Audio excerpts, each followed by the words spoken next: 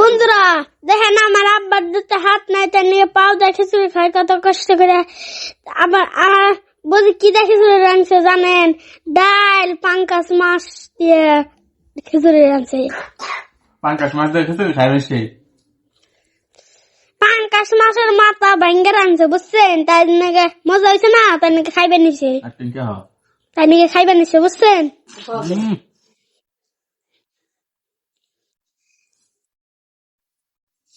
এই যে ফেলাইলো দেখছেন, কাটাও ফেলাই আরে বুঝছেন। আসলে আসলে কিন্তু এটা পাঙ্কাশ মাছের খিচুড়ি বুঝছেন। অনেকে খায় না, আবার অনেকে কমেন্টে বাজে ভাষা বলে না, অনেকে কিন্তু খায়।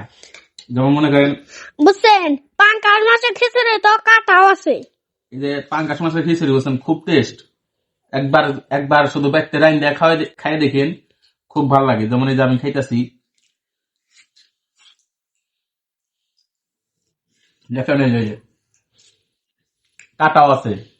এটা সম্পূর্ণ পাঙ্কাশ মাছ দিয়ে রান্না হয়েছে বুঝছেন।